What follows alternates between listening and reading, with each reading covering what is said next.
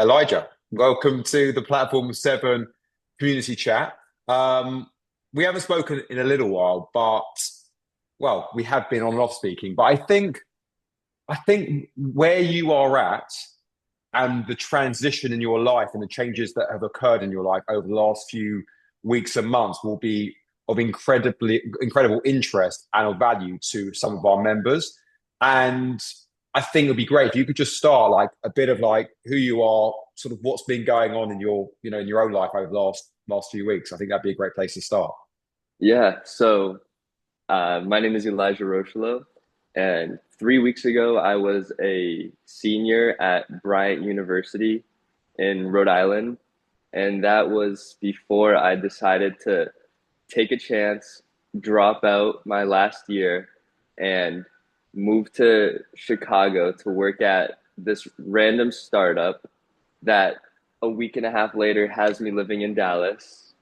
And it's been a crazy journey, but it's a journey I'm excited I'm taking, and I feel like we'll talk about it more, but I feel like in the end this experience will be more, even though I'm missing the time with my friends and you know a degree, the piece of paper they call a degree. I feel like this experience, both in my personal life and professional life, will take me further, Very no matter cool. which path I want to go down. That's a great way of setting the scene here. Um, just unpacking some of that, you you obviously started at Brian what 3 years ago, 3 years ago. and what was the mindset when you started? It was you knew what you wanted to do. There was a reason why you wanted to go to college. You just thought, let's roll the dice. What was what was the view going in? I remember fourth grade after we had I think it was the science fair. I made a trifold board with, my science project. And this was like the first time I made a project like this. And I was like, oh, trifold boards for presentations are so cool. Like a couple weeks later, I made one for my parents on why I should drop out of school and, be homeschooled and like learn relevant skills. Because even in fourth grade, I was like, what am I doing here? And, that continued. I tried to get a few more times over the years. And when, the end of high school came, there was really no shot in my mind of me going to college. Because for me, I've always wanted to be an entrepreneur and in that field. And, school can be great. It's a great experience for certain career paths. It's essential, and you can learn a lot of great skills, especially soft skills. Um, but I never planned to go to college, and the reason I ended up going was mostly because I come from a very small town with no young people, no things to do. It's in Western Massachusetts. It's called Petersham.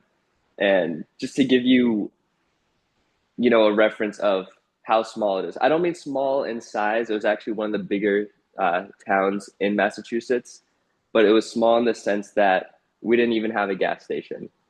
We had a country store, a local, breakfast place that was open a couple days a week, and like a package store. That's all we had in my town. So I saw college as not a place to go to as much gain these valuable experiences. To me, it was more so an escape from, like, I don't want to say prison, but from this place that I was at. It just seemed like the easiest and quickest and most secure way to get out. Would I be right in saying that for a fourth grade Elijah who always had this feeling like the education system didn't make sense, that it's kind of surprising in a way that you ended up literally, I say going the whole way. You went three-quarters of the way through your college experience. In hindsight, does that surprise you that you stayed in the system for so long? Every At the end of every single year in school, it was always I should transfer or I should drop out.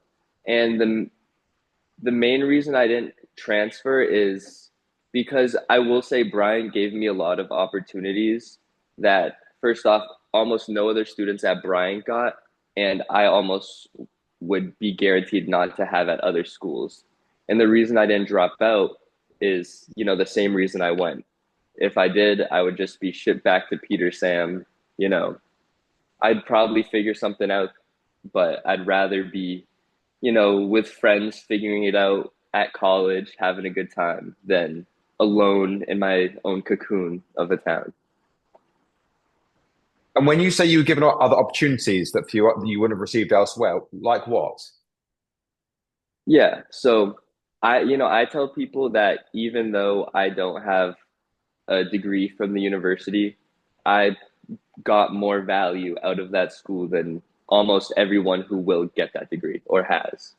And why I say that is, I took advantage of opportunities that, you know, shouldn't have been there.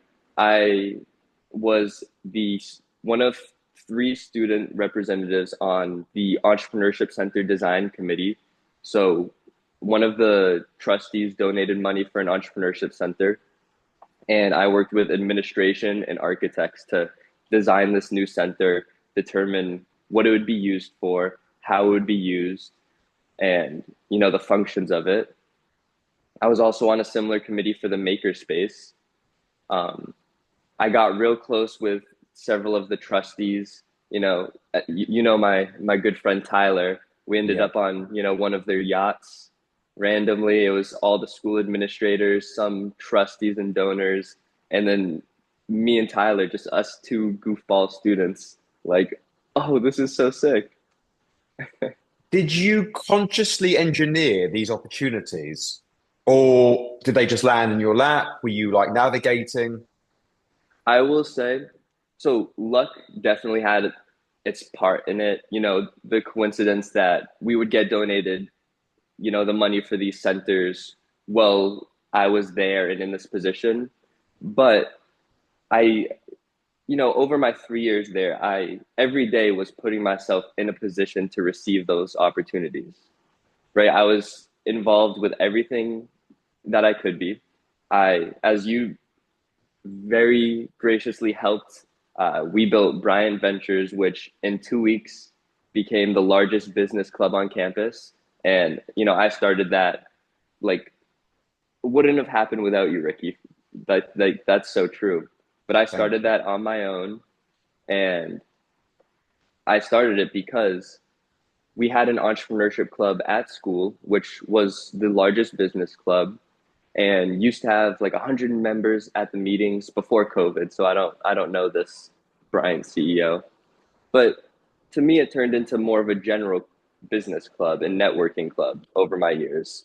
So instead of just complaining about how there was an entrepreneurship club, but it wasn't really an entrepreneurship club. So instead of complaining how there wasn't a community or a place to find like-minded people, I decided to go out and build it. And that's when I built Bryant Ventures. And, 2 weeks later, we were bigger than Bryant's CEO. And this was with just me working it. This was with no budget. I wasn't able to post things on like the school, club portals. It was just me, some grit, and you, Ricky. Um, I've got so many questions, and rather than following like a route or a path here, I'm just going to jump around a little bit if that's Let's okay. do it. Let's do it. I think what I found interesting about what you said about your reason for going to college, and it's an understandable reason. You are in this very quiet town. I mean, it wasn't jail, but you didn't want to necessarily go back there or stay there. If I took the average 10 students at, let's say, Bryant, and I asked them all, why are they here? What are they doing here? Giving 4 years of their lives and the amount of college debt that potentially comes along with that. What do you see as the key answers I may receive back from those 10 students? I think the root, I think there will be a few main answers, but I feel the root of those answers are all the same. Everyone's going there for, you know, the security of, you hear go to college, you'll get a good job. That's why most people go, because I don't want to say fall for that narrative, but how many, for the first time in like US history, the college graduate unemployment rate is higher than the national unemployment rate. And there's of course going for the experience, going to build skills, build a network. I think, those are great, those are valuable. But there's a lot cheaper ways to do it, and there's other paths to go down besides that. But that being said, I don't think anyone who goes to school, everyone has their reasons, but I feel like most people go because they fall for a narrative or they don't have another path in sight. So I remember when we spoke about your decision to potentially drop out. And for the record, I didn't influence you either way necessarily, but you weighed up and explained how you were looking at it, the different variables that formed your decision. Yep. And you spoke about the job situation and pretty much what you just mentioned there. Were you or are you aware of corporate America or big business in America's view on the college degree? Yeah, I mean, of course, if you know, I- when we had that conversation, I told you we were talking about this college unemployment rate. And I was like, if these college students who just graduated can't find a job in 6 months, how am I, who's going to be a college dropout, find one in, 3 weeks? Hmm. Because actually, less than that. I had like a week before school started at that point. And I was like, I honestly didn't know what I was going to do. I, I didn't know, there was no safety or clear path if I dropped out. All there was the statistics on college students aren't finding jobs, this likelihood that I find a job, especially one that's near me, was slim to none. But I started applying, and you know me, I'm an entrepreneurship guy. So I went on to Y Combinator. I started, I felt like that was a great place to start. I pulled up every job posting that I felt a quarter qualified for and used ChatGPT to make cover letters and all this for each job. And I started submitting the applications. Very quickly, it said, Burnt, you get 5 applications a week. And I had like 30 tabs open. So obviously, what do? I go ahead and make 5 accounts because I wanted to apply for all these jobs, get the most opportunities. Hmm. And, you know, it just happens that I found a, I applied at a very convenient time where my company, Corgi, I actually work for a subsidiary called Beagle, but right now they're the fastest growing startup in the world. And their hiring process is like a week less. And, they took a chance on me. So, or they offered me an opportunity. So then I took a chance on them. Why do you think they offered you the opportunity? So they do work trials. So people fly in, you work for a day, it's a minimum 12-hour shift, and they see if you have, it's mostly the grit and the like yearn to learn, improve, and implement people's advice. And that's really what that work trial is about. And my work trial was definitely a little special, but they saw something in me, which I knew I had, and I got the job offer. And I was like, this is the right decision. And I know you're a humble guy, so you're not going to like this question. What did they say? So, so I started in Chicago, in the Chicago office, which now has absorbed to the Dallas office. I think the leadership and the vision and the culture are polar opposites at these two places. In Chicago, I think they had a stronger foundation in the sense of, they had sales guys, engineers, business guys. It was like a mini business there. And in Dallas, it's all sales guys pretty much, and it's some business. You kind of have to.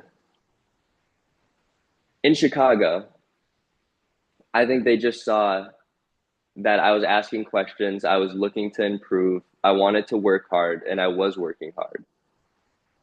When we ended up getting absorbed into Dallas, I think they saw all the same things, but they also, their leadership and vision saw a hunger in me, which I knew I had. And Chicago didn't really have the eyes to see.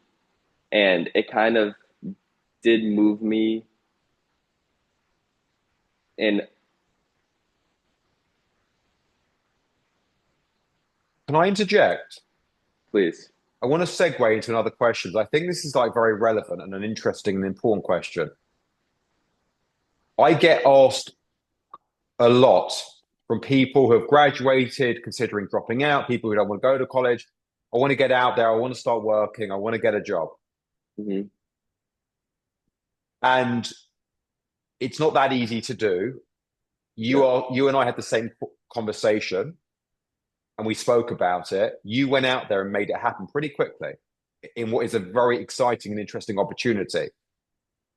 If somebody was asking for your advice, they've just graduated or they're considering dropping out and they want to get out there and they really like have that hunger that you had to go out there and get an interesting job, what advice would you give them? Nothing, no one can do the work for you. Like, you have to take a chance. Yeah, you might fail. You might be like, why did I do this? This is gonna set me back. But you could also end up in a position like I am. Yeah, I dropped out of school. I took a huge risk, huge chance my senior year. But now here I am at the fastest growing startup in the world so I'm a BDR. Most BDRs What's the at companies, BDR? business development representative. So I'm basically cold calling all day, 12 hours a day minimum. And at most companies, people do this for a year, 2 years. I have a buddy who's been doing it for 4 years. At Beagle, the company I'm at, people do it for a month. And then you get promoted to account exec or account manager Yeah. or these other paths. Like this, the growth opportunities here are unreal. Okay. And that's one of the reasons I felt comfortable taking a chance because Brilliant. I saw the growth opportunities. I want to segue back. We've obviously collaborated at Bryant with Platform 7 and Ventures. Um, Entrepreneurship. Yep. I'm seeing it across the US in all different colleges. This hunger and this I guess excitement around all things entrepreneurship.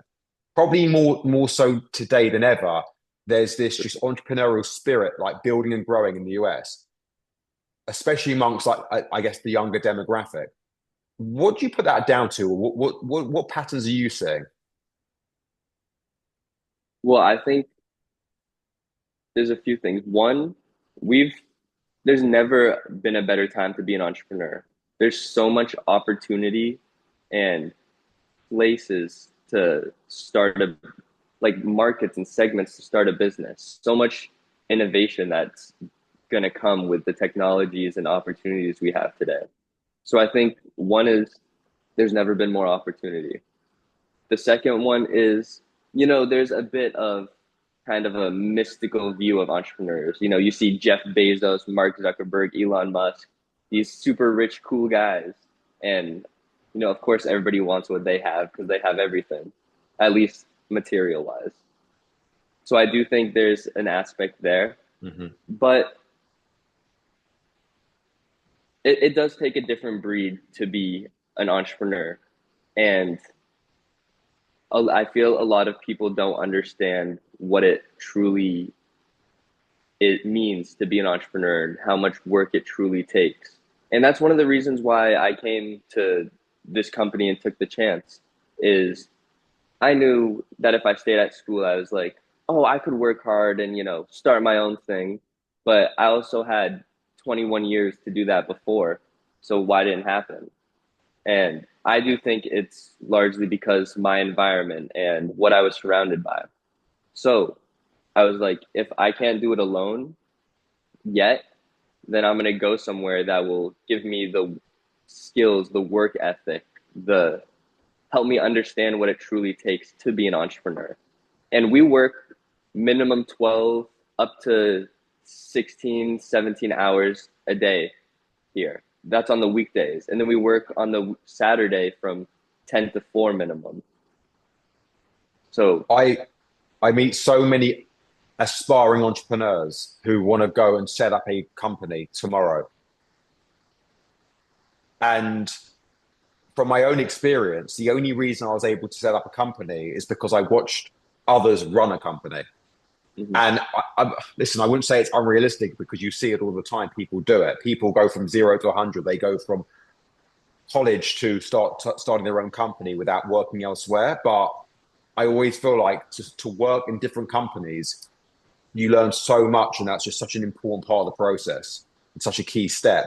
Um, the You mentioned about ventures, the entrepreneurship community that you built at Bryant, and your words were, I wanted to build, the community I wanted. There wasn't one that existed, so it was on me to build it myself. Like, talk to me about your need or desire for a community and the importance you feel the importance amongst students for that kind of community. Yeah. So freshman year, I I did what most college students do. I tried a few different friend groups, and most of these friend groups were, let's go out tonight. Let's go party, or let's chill and smoke, or let's watch a movie. Let's play video games. I'm like, yeah, this is awesome, college experience, and that was great for a year, even two. But then, last year I was like, what am I doing? Like, what is this gaining for me? And all those people are still my very good friends, but I knew I wanted to do more after school and even while in school. And I knew that people who were largely there just for the experience and, the fun, those weren't the people that could help push me to be that person and get to those places. So, because there wasn't a community already that I had found or heard of, or, there just wasn't that community at Bryant, I decided to try to make it. Yeah, it helped. I feel like it benefited a lot of people, but it was ultimately for selfish reasons. I wanted to build the community that I wanted. But what I found is a lot of other people wanted the same thing. And a lot of people got value out of the work that me and you did with ventures. And without looking for a plug on Platform 7, and I appreciate your kind words, and I did receive some very lovely messages from other participants. What what do you think was the main value or takeaway or impact our collaboration had on the ventures members, on the community? I'm sorry, one sec. I'm plugging in my phone because it's almost dead. Don't Okay. worry. Am I flipped You're normally? perfect. I wish you Am I were flipped the right. sideways? Like, yeah, Okay. you're better. This is perfect. Um, Again, Oh, I'll ask perfect, you perfect. the impact that the Platform 7 um, Hmm. sort of cohort that we did together had on Hmm. the ventures community. Yeah, the impact that Platform 7 had. Ventures wouldn't have survived without Platform 7 and without you.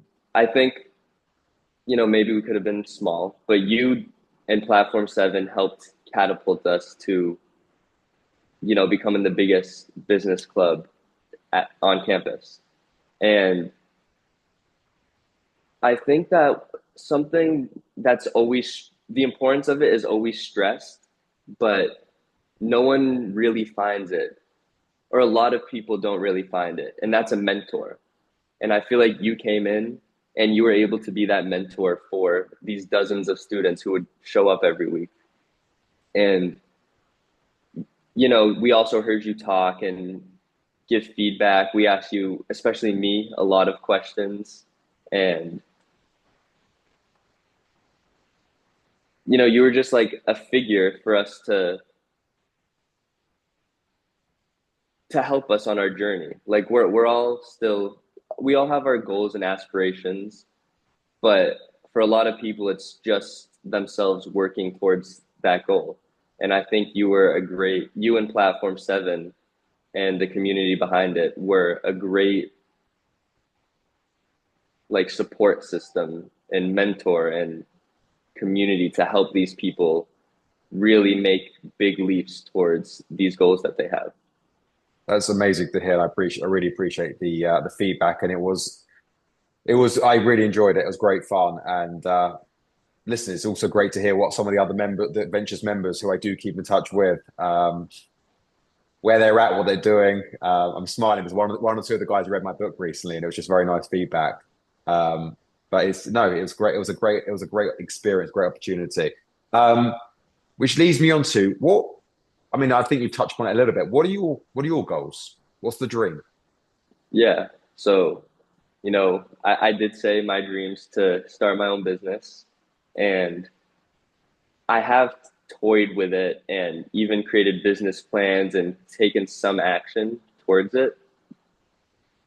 But, without, I don't want to say the support system, but without the people around me supporting me and motivating me and pushing me, it's been very hard for me to take the actions I need to.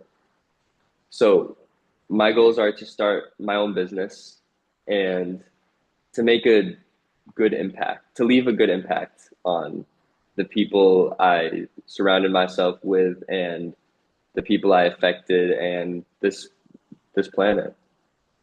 Um, Closing in on the last couple of questions here. You've just left college, the comforts of college. You've just gone out there, moved state, take on this new opportunity. Has it been scary? It, I think it was scarier for my mom because, I've always had a good risk tolerance.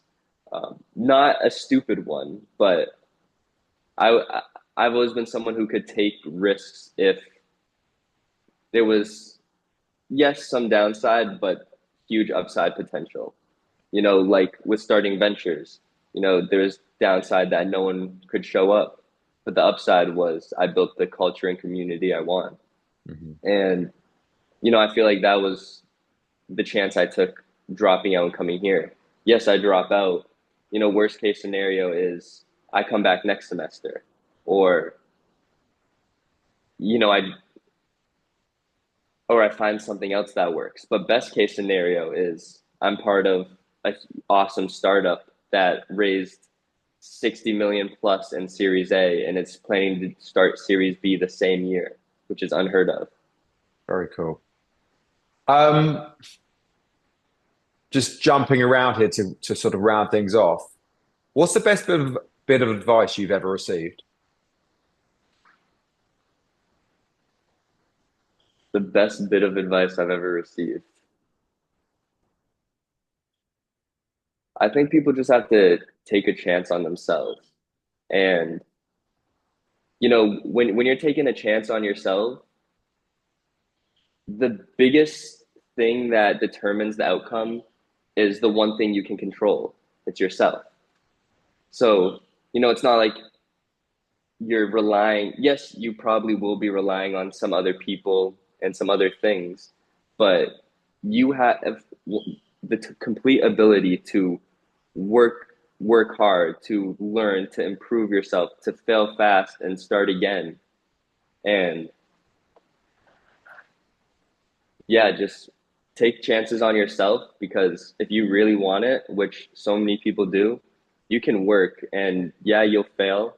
You should fail, but you do it a few times and you'll be shooting towards the moon. Last last one or two questions. Hmm. If you were sitting here talking to yourself Hmm.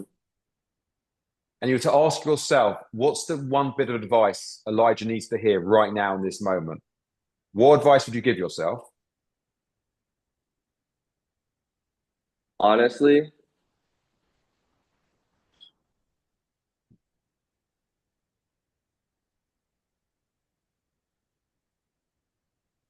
honestly, it's very similar to the best piece of advice. Like everything's under my control. All I need to do is work hard and put in the effort, and I will succeed at this company and for a long time after. I'm in my first few weeks, and I feel like I haven't been putting in 100% because, actually, this might be the best advice. Don't overthink. I am usually never an overthinker on most things. I'm the guy who will jump right in the deep end.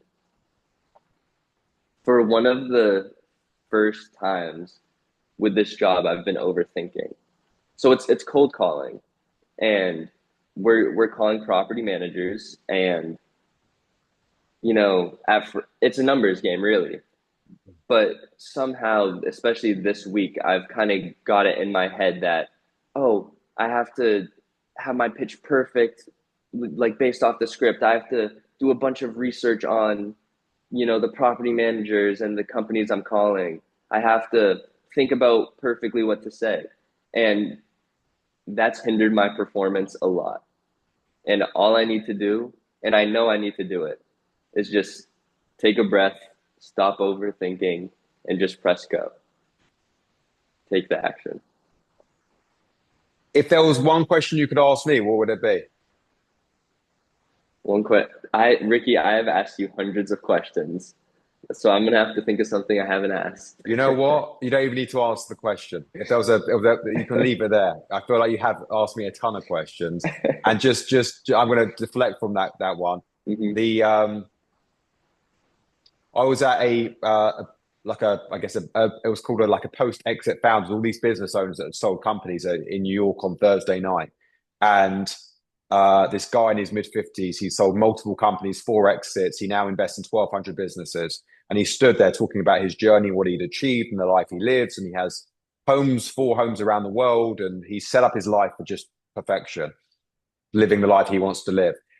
And he was asked about how he did it and all the rest of it. And he talked about exactly what you were just referring to there, basically about being in flow state, like not getting in your head, not getting in your way, just flowing and going with it. And there's actually a book he referenced called, I think it's called Flow. And no, that just came to mind when you were speaking about it. I tried to like summarize or maybe give some feedback on these kind of conversations, or what kind of comes to mind for me when I hear these stories, or your kind of journey and where you're at right now. The I think like the overriding like thought that comes to my mind is I'm very I'm very like impressed with what you've done. I probably repeat now what I said to you a few weeks ago. I'm immensely proud of the decision you've made. But I think the biggest thing I take from everything we've discussed today is just the bravery and the courage to actually make the decision you've made. And I say that because A, you are backing yourself, and I guess there's an element of like faith and belief this is all going to work out. And B, I can't emphasize and stress this comment or this point enough. When I get the fortunate, chance to meet, the fortune to meet really brilliant, impressive, successful people that inspire me. And you've asked me 100 questions. I ask them 100 questions. I just ask these people, like, how did they do it? And there's obviously lots of different aspects that go into their success. But one thing they always talk about is like those key moments where they basically had to just be incredibly brave and ballsy and go for it. And it was almost like their risk tolerance and those key moments where they took those big, brave decisions, those were the defining moments for them. And I have this feeling that you're going to look back in 10, 15, 20, 30 years and this being one of those key moments. And it's it's incredibly inspiring. I think a lot of listen, I'm not trying to encourage anyone to drop out of college, but you can use this kind of mentality or decision you've made in any aspect of where you're at in your life, like to make those big, bold, brave decisions. And as I say, it's very inspiring. And I think our members will get a lot of value from listening to where you're at right now, what you've gone through over the last few weeks. And I'd love to, I'm sure we'll keep tabs on your progress, see how things are going. Maybe we'll do another one in 6 months, 9 months, a year's time. Yeah. But it's been great having you on I think today. I Go have on, two things to add. tell me. One is building off, how you were saying that these people say there's only been a few really defining moments in their career journeys, the entrepreneurial journeys. I think, that's life. We all have only a handful of truly the life defining moments in our lives. And it's up to us to, grab each of those opportunities and to run with them because you only have so many. And I think that when those opportunities aren't in front of you, if you know what you want to do and what opportunities you do want, you can't just sit around and wait for them to come to you. You have to prepare yourself for when they do arrive. Put yourself in a position where they will come to you. And I feel like, my experience at Bryant University, that's exactly what I did. I spent my free time, you know, working with entrepreneurs, being with entrepreneurs that came to speak with at Bryant CEO and Bryant Ventures.